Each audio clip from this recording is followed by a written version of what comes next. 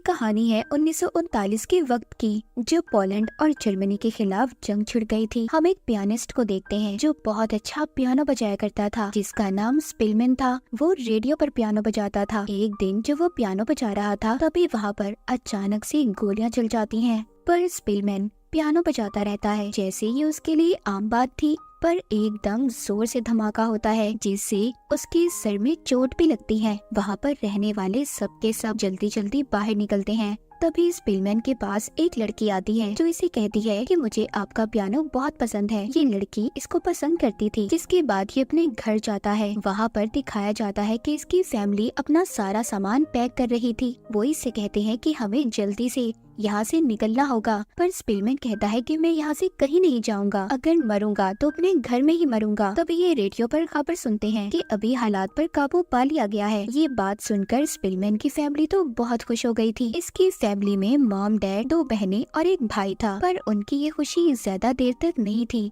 वहाँ पर जर्मनी की फौज आ जाती है। वो वहाँ पर आते ही ऐलान करते हैं कि कोई भी जूइश यानी यहूदी अपने घर में 2000 से ज्यादा पैसे नहीं रखेगा और अपने हाथ पर सफेद रंग का कपड़ा बांधेगा, जिससे दूर से ही इन्हें पहचाना जाएगा। यानी कि एक किस्म का जर्मन्स ने आकर पोलैंड पर कब्जा कर लिया था। और बास दुकानों पर तो वो ये भी लिख देते हैं कि जूइश और डॉग्स आर नॉट अलाउड, कि इन दोनों का आना दुकानों पर मना है। अब क्योंकि जर्मन्स ने वहाँ पर आकर सारे रेडियो स्टेशंस को भी उड़ा दिया था, खत्म कर दिया था, इसीलिए स्पिलमैन की नौकरी भी नहीं होती। मगर इसको एक होटल में पियानो बजाने का काम मिल जाता है। एक दिन इसको वही लड़की मिलती है जिसने इसको बताया था कि ये स्पिलमैन को पसंद करती है। वो उससे कहती है कि आओ कॉफी पीते हैं। जब ये होटल में जाते हैं तो वहाँ पर जूइश का आना मना था। वो कहती है कि आओ हम पार्क में घूमते हैं। स्पिलमैन इसको बताता है कि हम लोगों का वहाँ पर भी जाना मना है। ये दोनों अब घंटों खड़े वहीं पर बातें करते हैं। फिर इसके बाद एक फरमान जारी होता है कि सभी जूइश लोगों को अपना घर छोड़कर एक अलग जगह पर रहना होगा, जहाँ पर बाहर से आने वाले जूइश लोगों को भी रखा जाएगा। पर वो जगह बहुत छोटी थी। अब स्पिलमैन की फैमिली के पास पैसे भी खत्म हो गए थे, इसीलिए स्पिलमैन को अब अपना पियानो बेचना पड़ता है जो उसे सबसे ज्यादा प्यारा था। ये सब अपना घर भी छोड़ देते हैं। नई जगह पर इनको एक छोटा सा घर दिया जाता है जिसमें सिर्फ एक कमरा और एक किचन था।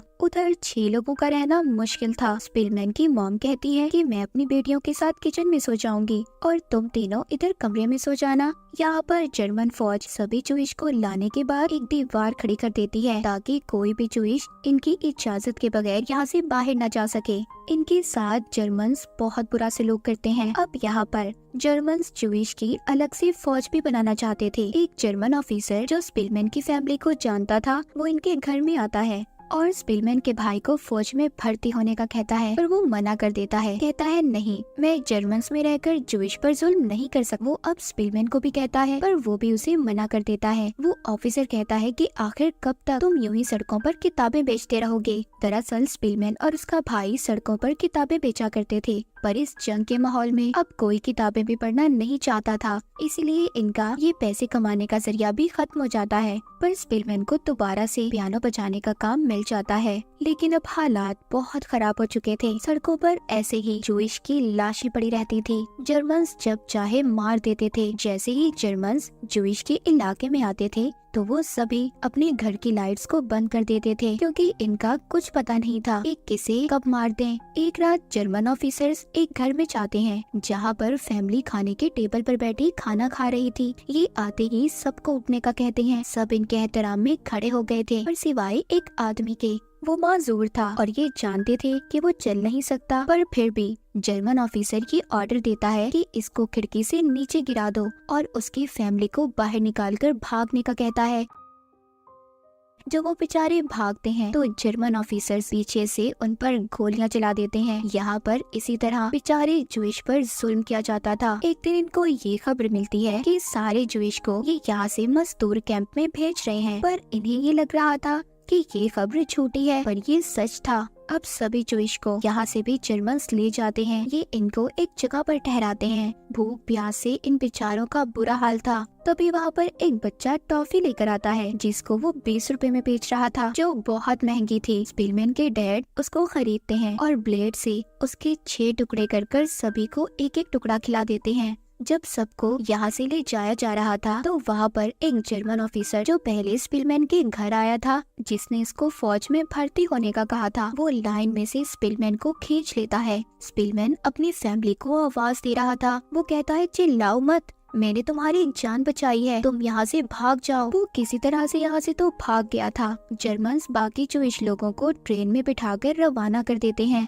स्पिलमैन को ये बात पता थी, जो भी ट्रेन में गया है वो अब वापस नहीं आएगा। ये बहुत रोता है क्योंकि वो जानता था कि उसने अपनी फैमिली को खो दिया है। ये अब दोबारा से उसी जगह पर जाता है जहाँ पर इनका कैंप था, पर अब वहाँ पर कोई भी नहीं था सिवाय लाशों के। फिर ये उस जगह पर जाता है जहाँ पर पियानो बजाया करता था। वहाँ पर इसको एक आदमी मिलता है जो अलमारी में छुपा हुआ था। वो इसको भी बुला लेता है, कहता है हमें कुछ दिन तक यहीं पर छुपना होगा, जब तक सब कुछ ठीक नहीं हो जाता। ये दोनों कुछ दिन तक वहीं पर रुकते हैं। फिर थोड़े दिन बाद कुछ माहौल ठीक हो जाता है। ये जब बाहर आते हैं, स्पिलमैन जो कि एक पियानो आर्टिस्ट था, अब वो मजदूर बन चुका था और बचे हुए जूइश लोगों के साथ मिलकर उनके कैंप में रहा करता था। जर्मन्स अभी भी जब चाहे जूइश को मार देते थे। एक दिन स्पिलमैन को एक आदमी मिलता है। वो कहता है रोजाना मालगाड़ी में यहाँ से बहुत से जूइश लोगों को भेजा जाता है, पर जब वो वापस आती है तो खाली होती है। ये लोग आहिस्ता आहिस्ता हमें खत्म कर रहे हैं। स्पिलमैन उसकी बातें सुनकर कहता है, तुम ठीक कह रहे हो। एक दिन स्पिलमैन जब ईंटें उठाकर ऊपर ले जा रहा था तो आसमान पर वो कुछ प्लेन्स को उड़ते हुए देखता है। तो जैसे ही वो ऊपर देखता है, उस बेचारे की सारी ईंटें नीचे गिर जाती हैं। ये देखकर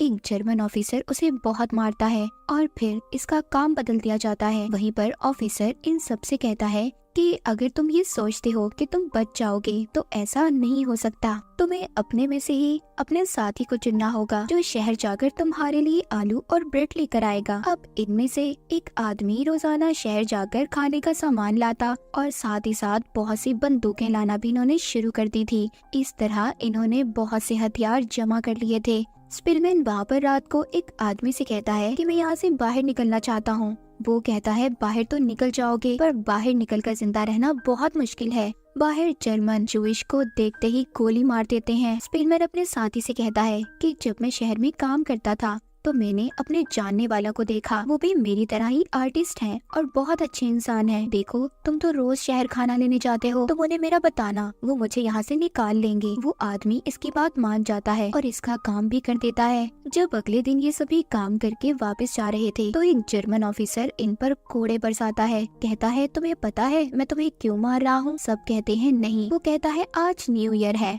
इसीलिए मैं खुशी मना रहा हूँ तुम्हें मारकर। जर्मन्स बिला वजह ही इन पर जुल्म करते रहते थे। एक दिन स्पिलमैन वहाँ से निकल जाता है और वहीं पर पहुँच जाता है जहाँ पर इसे पहुँचना था। ये उन्हीं लोगों के पास आ गया था। वो इससे कहते हैं कि हम तुम्हें यहाँ पर नहीं रख सकते क्योंकि जर्मन्स की नजर हर जगह पर है। पर वो आदमी इसको एक घर में ले जाता है। ये जगह वहीं पर थी जहाँ पर पहले इसका कैंप था।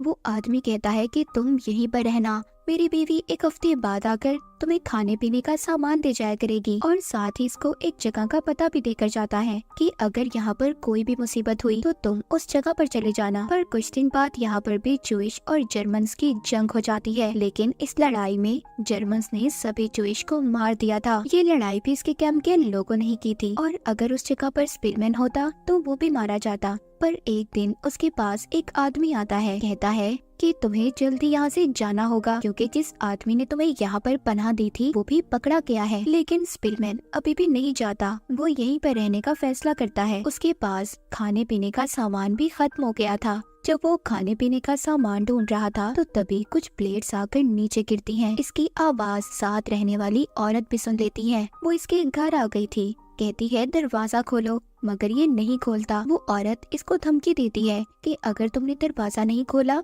तो मैं पुलिस को बुला लूंगी। अब स्पिलमैन वो जगह छोड़कर दूसरे पते पर पहुंच जाता है, जहां पर जाकर जब वो दरवाजा बजाता है तो दरवाजा वो ही लड़की खोलती है जो पहले इसको पसंद करती थी। पर जंग की वजह से सब कुछ खत्म हो गया। उस लड़की की अब शादी हो गई थी। ये वहाँ पर जाकर उसके हस्बैंड से मिलता है। उस लड़की का हस्बैंड इसे एक जगह पर ले जाता है, कहता है कि तुम यहीं पर रहोगे, ये इलाका सारा जर्मन्स का है और किसी को कुछ पता नहीं चलेगा। वो उसको एक आदमी से मिलवाता है कहता है कि ये तुम्हें खाने पीने का सामान देगा और मैं बाहर से ताला लगाकर जा रहा हूँ। पर वो आदमी बहुत दिन बाद आता है जिसने इसको खाने पीने का सामान देना था। 2 हफ्ते तक स्पिलमैन ने कुछ भी नहीं खाया था। वो 2 हफ्ते से भूखा था। वो आदमी आकर उससे माफी मांगता है और ये भी कहता है कि पड़ोसी मुल्क ने जर्मन्स पर हमला कर दिया है। कुछ दिन तक इनका राज खत्म हो जाएगा और फिर सब कुछ ठीक हो जाएगा। वो आदमी भी इसे सब कुछ देखकर चला जाता है। फिर एक दिन वही लड़की और उसका हस्बैंड आते हैं। वो आकर देखते हैं कि स्पिलमैन बहुत बीमार था।